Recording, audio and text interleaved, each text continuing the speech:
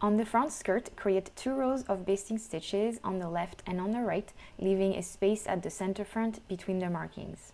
So the first row at 7 millimeters and the second at 1.4 centimeter seam allowance, leaving long tails of threads at the armholes. And then repeat for the back, but in one continuous line of stitches.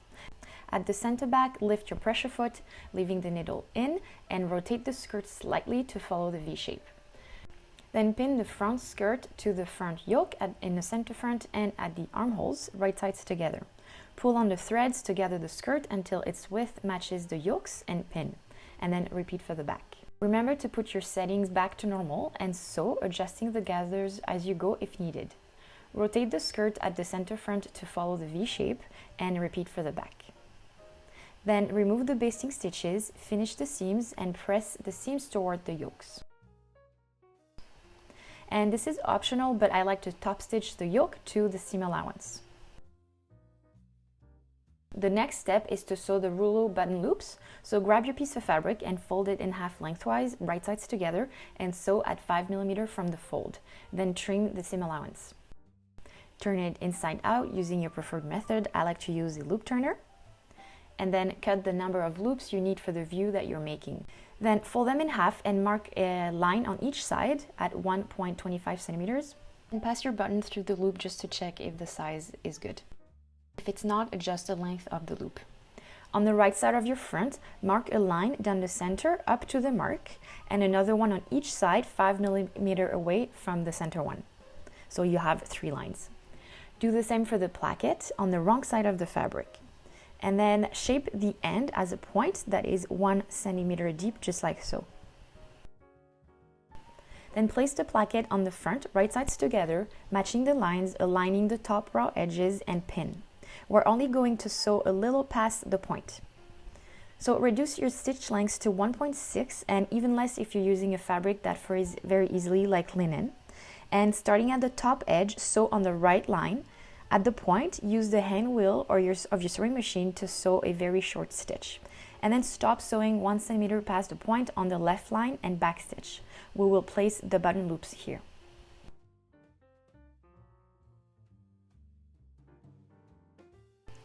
Then cut along the center line, sew through 2 layers of fabric, the yoke and the placket, and trim the seam allowance at the tip, being careful not to cut through your stitches.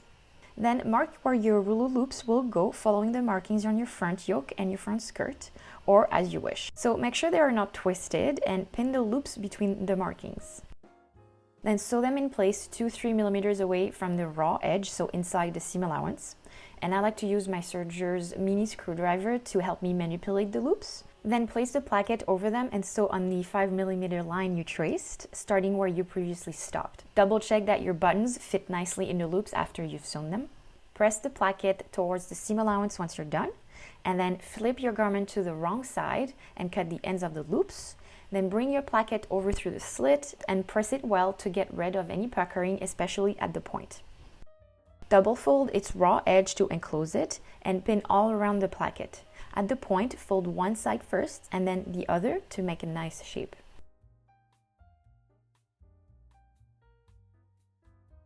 Edge stitch starting from the left side and then give it a good press.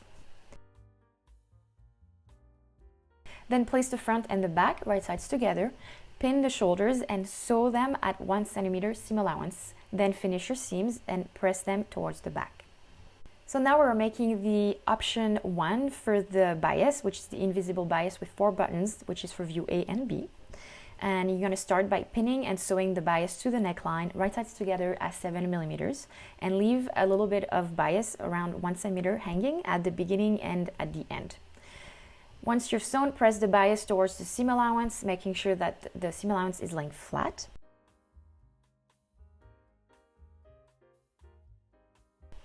Then understitch the bias tape to the seam allowance, so 1-2 millimeter from the seam, making sure your seam allowance is laying flat towards the bias underneath. Then give it another good press. Then fold and press the ends of the bias at the center front towards the wrong side to finish them. And pin or clip your last rouleau loop inside the bias, so on the middle part, making sure to align the loop markings on the edge. Then reduce your stitch length to 1.5 and sew the loop to the bias.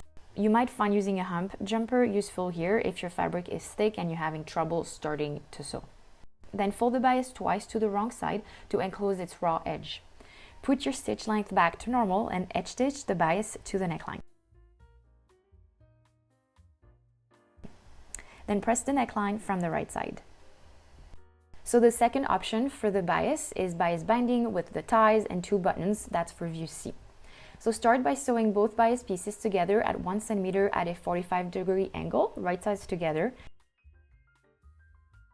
Then trim the corners and press the seam open. And if you haven't already, mark the center back with a pen or a pin on your dress. Then you can use a bias maker tool to pre-fold your bias binding like I'm doing here, or you can do it by hand. So fold the short edges by 1 centimeter to the wrong side. Then fold the bias in half lengthwise, wrong sides together, and press. Fold its long edges to the center crease and press again, and then fold it again to enclose the raw edges and press. With the right sides together, pin the bias to the neckline, matching the center of the bias to the center of the back, and the ties notches to the edges at the center front. Pin around the bias as much as you need. Sew the bias in the crease at 7 mm from center front to center front. Then press the bias towards the seam allowance, and from the right side, fold the bias over to the seam, barely covering it. Pin the ties and the bias to the neckline, making sure the ends of the ties are folded in to enclose the raw edge. You can aim to have your seam right underneath the bias or along its folded edge. Check where your pins are placed on the wrong side. Then starting at the left tie, edge stitch the tie and the bias to the neckline all the way to the other tie's end. Then press the neckline and finish the ends of the ties by making a knot or as you wish. Moving on to the pockets, make sure you transfer all markings for the pockets openings with a pen or by making a notch. Place the pockets lining on the front of tier 1, right sides together, matching the notches. Pin and sew at 1 centimeter seam allowance. Make sure to backstitch at the beginning and at the end. Then extend or make a notch from the raw edge to your stitches, being careful not to cut through them. So you want it to be perpendicular to your seam, and finish that edge. Flip the pocket over so the right side is facing you, slip those cuts out and press with the seam allowance towards the pocket bag. Understitch the pocket to the seam allowance, make sure that the corners are smooth. If there's a little puckering, you'll need to extend a tiny bit more that notch underneath. So here I'm going to finish the pocket bag with the French seam, but I'm also going to show you how to do it just by serging the pocket bag. So if you're doing the French seam, place the pocket bag under the pocket lining, wrong sides together, and pin all around the pocket. If you just want to serge them together, then place the pocket bags right sides together. For the French seam, sew at 5 mm seam allowance all around the pocket, and repeat for the other pocket. If you're just serging, then serge all around your pocket bag following the curve. Turn the pockets inside out and press the seam, making sure it's sitting right on the edge. Then sew another seam at 7 mm to enclose the raw edge inside the pocket. And repeat for the other pocket.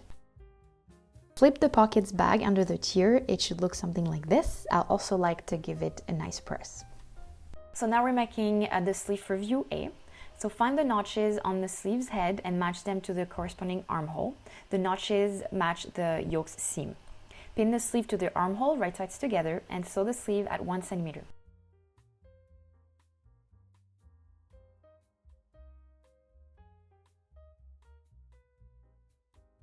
Finish the seam and press towards the sleeve.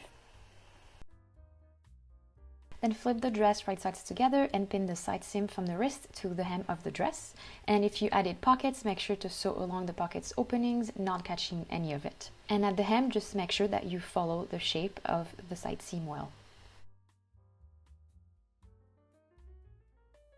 When finishing the seam, I like to pull the pockets bag out of the way from inside the tier to make sure I don't serge over them. Then press your seam towards the back. For the tuck, on the right side of your fabric, mark a line 34 cm down from the low shoulder point and trace a line perpendicular to the top of the sleeve and make sure that at the side seam the line is smooth and not pointy. Then at the cuff, mark the lines all around the cuff hem at 1 cm and 4 cm from the raw edge. So fold the cuff inside the sleeve, wrong sides together, to the 4 cm line. Then fold the seam allowance inward at the 1 cm line, and pin, leaving a 2 cm or so gap at the side seam, and then repeat for the other sleeve. Then with the right side out, fold the sleeve on the tuck line, so inward, wrong sides together, and press well to create a crease.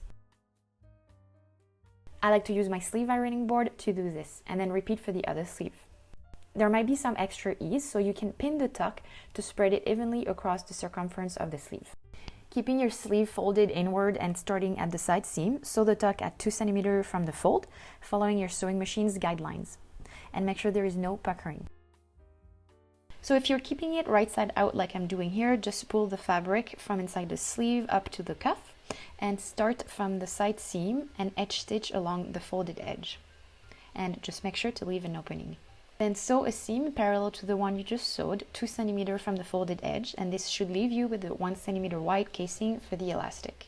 Then repeat for the other sleeve and press the cuffs and the tucks towards the bottom of the sleeve. Then insert the elastic with a safety pin and feed it through the casing.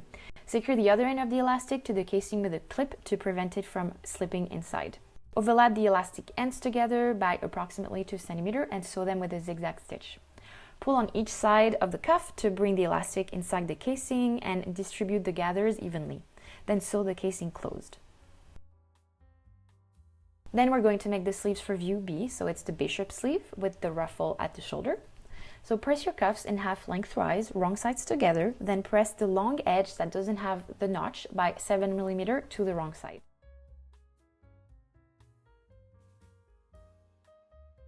Unfold the bottom edge and bring the short edges right sides together and sew at 1 cm. Then press the seam open and refold the bottom edge. Then hem the ruffle by folding over the fabric to the wrong side, and the hem is the straight edge, by 7 mm twice. Then create 2 rows of basting stitches on the other edge, so the curved one, at 7 mm and 1.4 cm away from the edge. Then pin the ruffle to the armhole right sides together, placing the ends of the ruffle around 2 cm away from the arm side on each side. Then pull on the threads to gather the ruffle until its width matches the armholes, and pin. Then sew the ruffle at 5 mm and remove the basting stitches. Then find the notches on the sleeve's head and match them to the corresponding armhole. The notches match the yoke seam. Then pin the sleeves to the armhole right sides together and sew the sleeve at 1 cm seam allowance. Repeat for the other sleeve and then finish the seams and press them towards the sleeve. Then flip the dress right sides together and pin the side seam from the wrist to the hem of the dress. And if you added pockets, make sure to sew along the pockets openings, not catching any of it. And at the hem, just make sure that you follow the shape of the side seam well. When finishing the seam, I like to pull the pockets back out of the way from inside the tier to make sure I don't serge over them. Then press your seam towards the back. Then sew 2 rows of basting stitches on the sleeve's hem at 7 mm and 1.4 cm, leaving long threads at the beginning and at the end. And then remember to put your sewing machine's settings back to normal. And if you haven't done so yet, mark the center of the cuff and the sleeve hem. Then gather the wrist a bit first, then insert it wrong side out inside the cuff, wrong side out as well. Align and pin together the side seams and the center notches on the wrist and the cuff. Then adjust the gathers so they are evenly distributed, and pin if you need to. Then with gathers facing up, sew at 7 mm seam allowance and then remove the basting stitches. Then turn your sleeve right side out and flip over the cuff, bring the pressed and folded edge just over the seam. Pin, making sure to catch the cuff underneath inside the sleeve. Then edge stitch the cuff to the sleeve, making sure to catch the cuff underneath as well. Since we're sewing a small circle, it might be a little tricky, but just go slowly and sew segment by segment, making sure that the rest of the cuff is out of the way. Then press the cuffs. So now we'll be making view C, so the short sleeves. So start by creating 2 rows of basting stitches on the shoulders between the notches at 7mm and 1.4cm seam allowance. Then pin the sleeves to their matching armhole, right sides together. Then match the notches on the sleeve to the yoke's seam. Pull on the threads to gather the shoulder. The gathers should fall between the gather markings on the yokes. Pin and sew at 1cm. Then finish the seams and press towards the sleeve. Then flip the dress right sides together and pin the side seams from the wrist to the hem of the dress. Take care to align the armhole seams together. Then sew at 1cm, finish and press towards the back.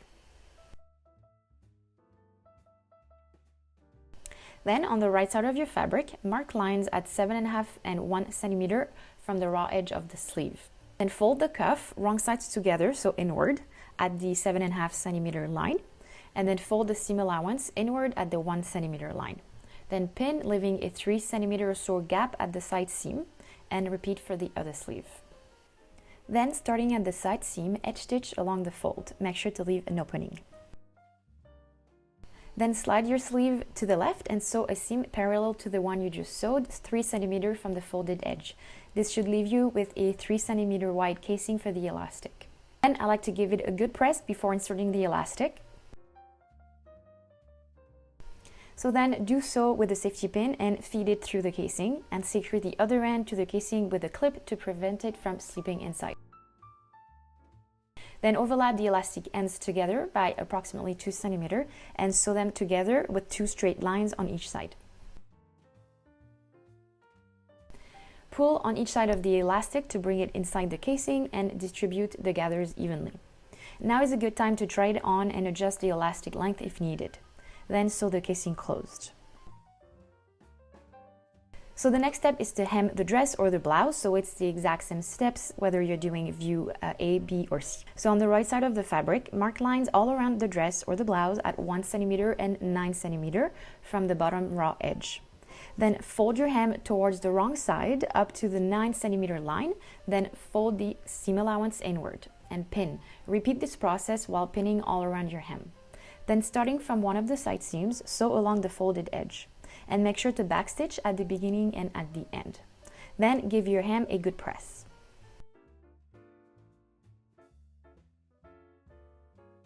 Then the next step is to sew the tucks, and so that is for view A and for view C, so for the dress length. So on the right side of your fabric and working from the hem up, mark all the fold lines of the tucks all around the dress. So I like to mark all the lines on the front first, then I flip my tier and mark the rest of the lines on the back.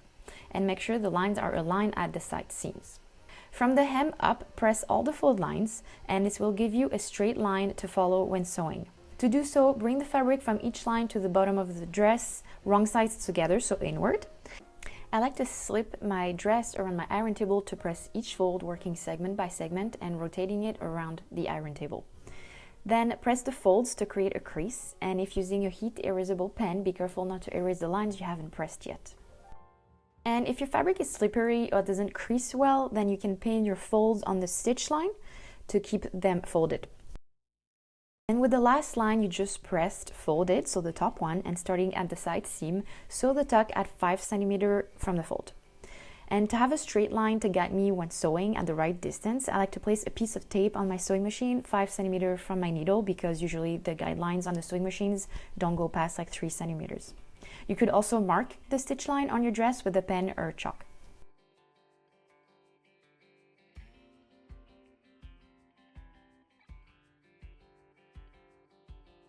For the next tuck, just unfold the fabric up to the fold line and sew the tuck at 2cm from the fold. And when sewing the tucks, make sure the side seams are laying flat, and then press the tucks towards the hem. The last step is to sew your buttons, so place the button loops on top of the side where you'll sew your buttons, and use a pen, chalk, or pins to mark where your buttons should be placed, and then hand sew them. And here you have it, your dress or your blouse is done, and I hope you enjoyed the process of making it, and I hope you'll enjoy wearing it even more.